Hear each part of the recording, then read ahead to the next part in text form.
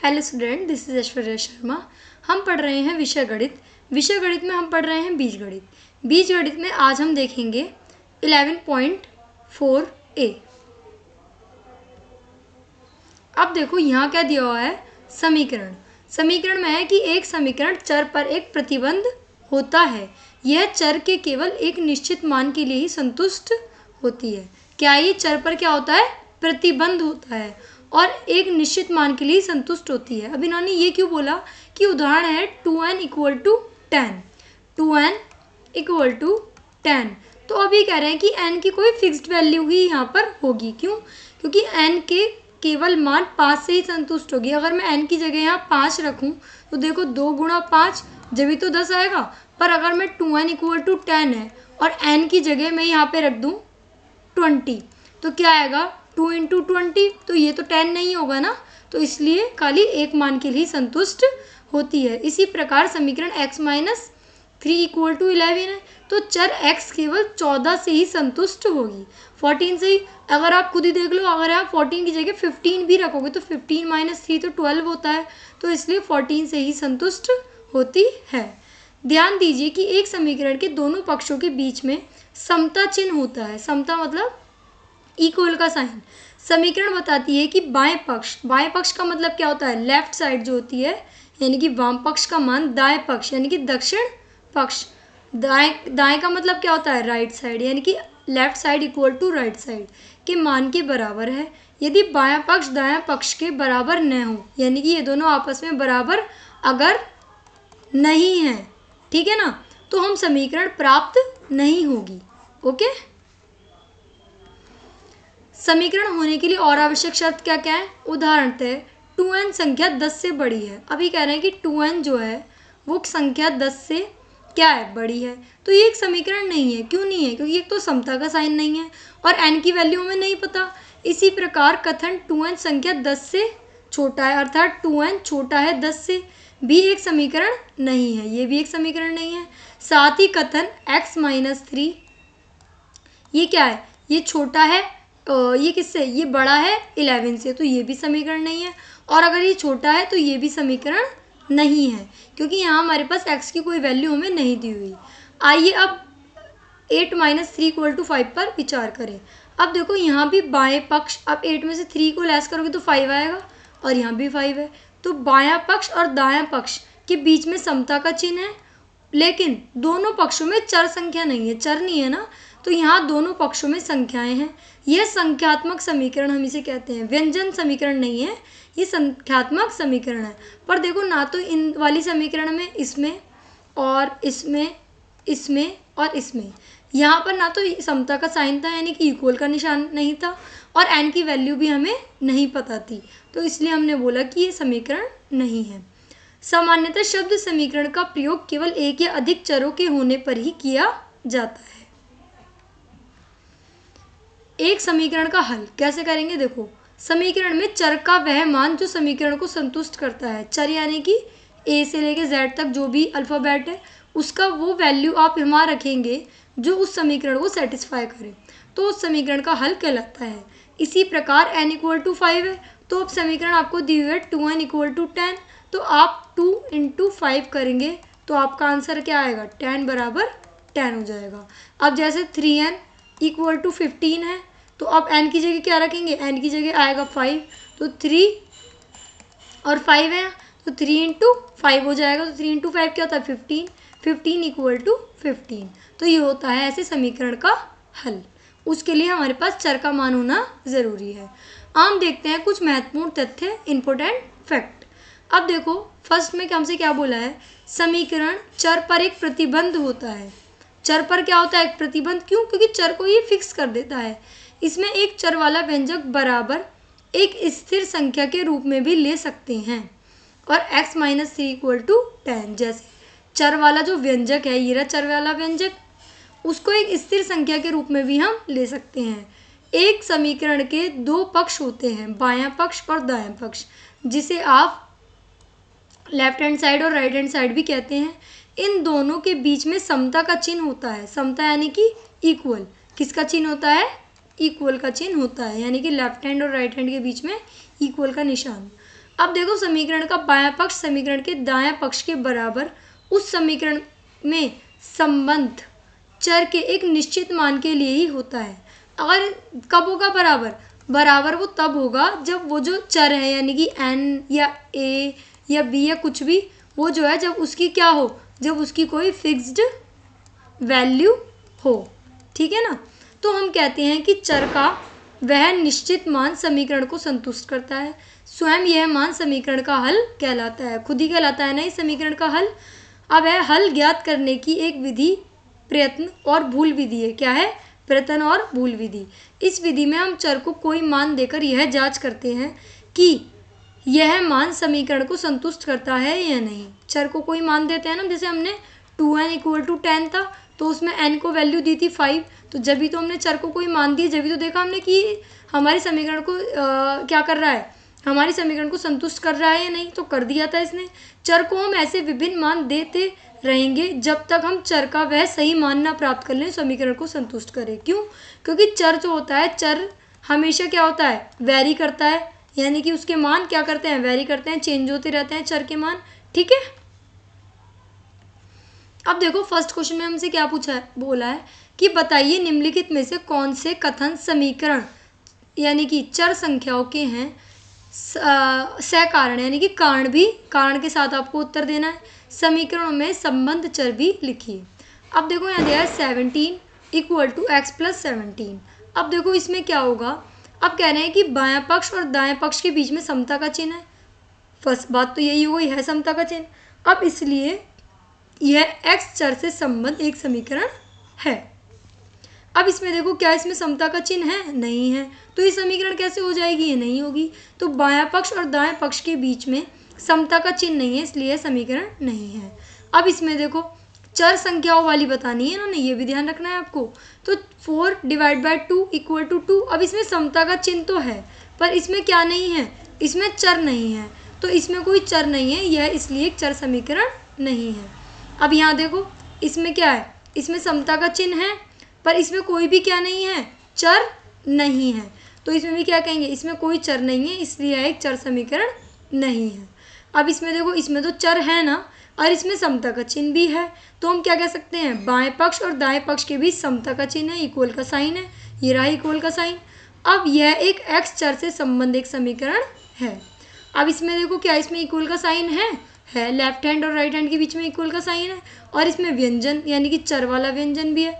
तो बाएं पक्ष और दाएं पक्ष के बीच समता का चिन्ह है, इसलिए यह x चर से संबंध एक समीकरण है।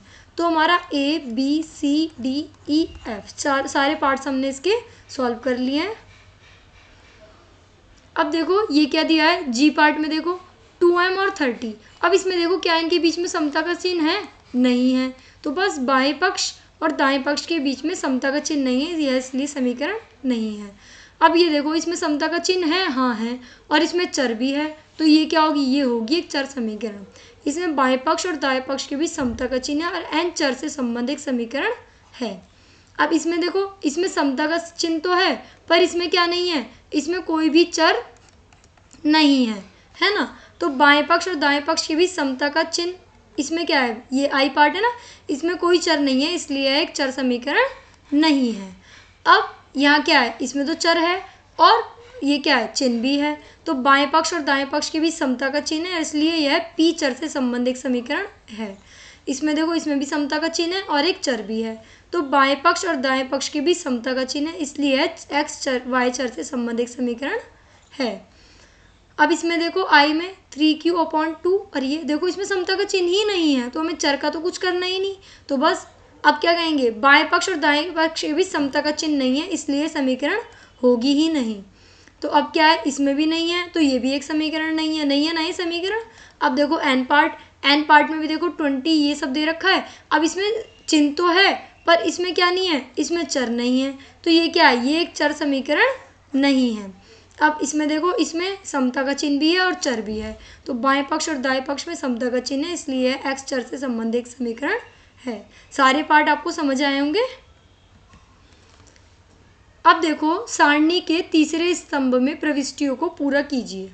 अब इन्होंने बोला है कि 10 क्या है, ये है समीकरण दे रखा है 10y = 80, ऐसे ये भी 10y80, ये भी 10y इक्वल टू 80, फिर 4l इक्वल टू 20, फिर 4l दोबारा यही है, फिर भी यही है, b प्लस 5 इक्वल टू 9, यहाँ से लेके यहाँ तक सेम है, फिर h माइनस 8 इक्वल टू 5, तीनों में यही है, फिर p प्लस ये सारे p प्लस 3 इक्वल टू 1 है।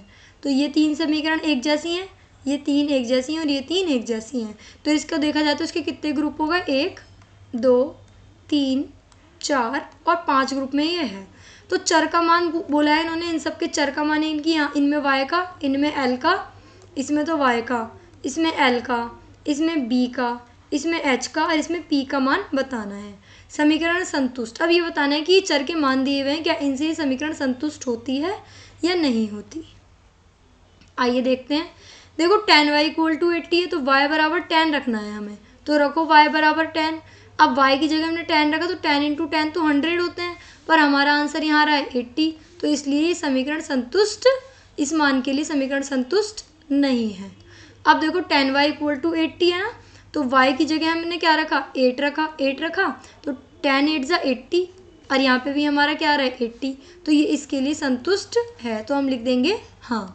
अब यहाँ देखो 10y इक्वल टू 80, हमने रखा y की वैल्यू 5, तो अब देखो 10 5 से कितने होते हैं 50, तो 50 तो नहीं आएगा, तो इसलिए 80 आना चाहिए था, तो ये भी संतुष्ट नहीं है। अब देखो 4l इक्वल टू 20, तो l की जगह हमने क्या रखा 20 रखा, तो 20 की जब हम 4 में मल्टीप्लाई करेंगे तो 80 आएगा, पर हमारा आना क्या चाहिए था 20, तो ये तो संतुष्ट नहीं है, तो ये भी नहीं होगा।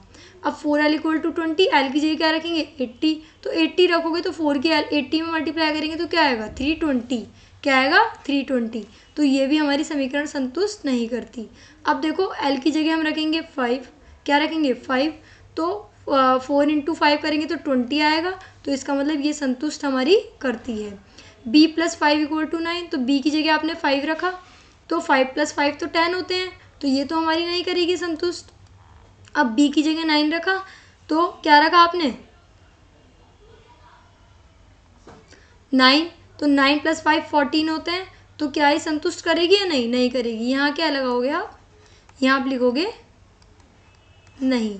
अब यहाँ देखो b की जगह हम क्या रखेंगे 4, तो 4 प्लस 5 9 होते हैं, तो इसलिए ये हमारी संतुष्ट करेगी।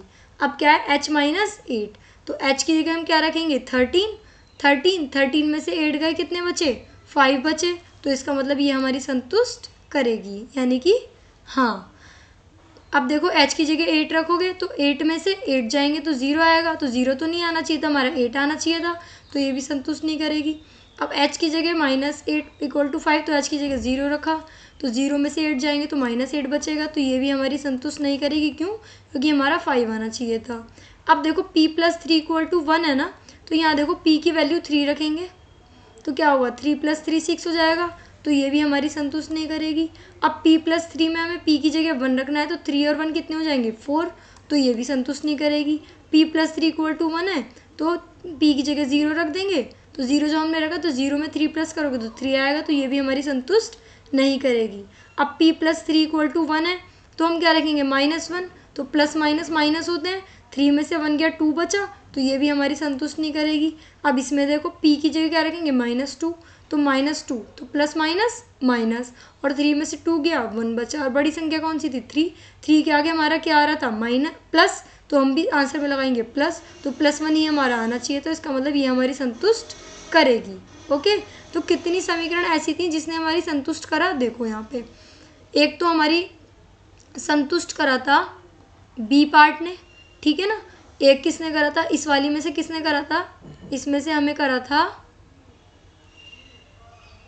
एफ पार्ट में, यानी कि जिसमें 5 आ रहा था। एक हमारे 8 के मान ने संतुष्ट करा, फिर बी वाले में किसने करा, बी वाले में 4 के मान ने संतुष्ट करा, एच वाले में 5 आना था, तो कैसे आता 5, देखो इसमें हमने एच वाले में क्या करा था, देखो यहाँ 13 की जो मान है उसके लिए संतुष्ट हो रहा है, एच वाला कहाँ हो रहा है, जब एच की जगह हम क्या रखेंगे, हम रखेंगे 13 में से 8 जाएगा तो ये हमारी संतुष्ट करेगी। अब इसमें देखो p वाले में किस में करा था, p वाले में करा था -2 में, ठीक है, तो खाली 8 5 और 13 और -2, तो 8 किसकी जगह, y की जगह 8 आना चाहिए था, और l की जगह 5 और 13 किसकी जगह, h की जगह 13 और -2 किसकी जगह, p की जगह -2। तो ये एक प्रॉपर हमने कॉन्सेप्ट निकाल लिया यहाँ कि जो है ये वैल्यू अगर हम रखेंगे तो ये समीकरण हमारी संतुष्ट कर जाएंगी।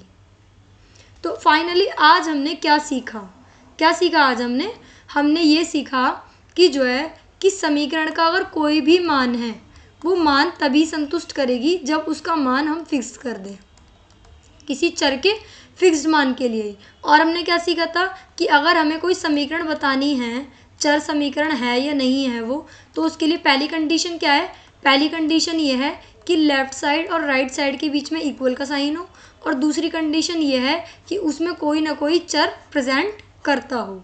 ये हमने सीखा। और तीसरा हमने क्या सीखा कि जैसे कोई वैल्यू अगर हमें दी हुई है, मान लो दिया हुआ है 7y = 70, तो y की वैल्यू हमें एक तरफ दी है 5, एक तरफ दी है 10, एक तरफ दी है 12। तो देखो y की वैल्यू रखो, 7 की जगह अगर हम y की जगह 5 रखेंगे तो हमारा आएगा 35 = 70। तो ये तो नहीं कर रही सेटिस्फाई। अब y 7 × 10 करेंगे, 10 रखेंगे वैल्यू = 70, 7 की 10 में मल्टीप्लाई करोगे 70 और यहाँ भी 70। तो 10 हमारा सेटिस्फाई क्या कर रहा है हमारा। अब 12 रख के देखो, 7 × 12 और क्या आना चाहिए 70। तो 12 7 से कितने होते हैं 84, कितने होते हैं 84, ये क्या है 70। तो ये भी हमारी सेटिस्फाई नहीं कर रही। तो किसी भी फिक्स्ड मान के लिए सेटिस्फाई करती है। तो आज हमने ये सीखा समीकरण में मान रखना।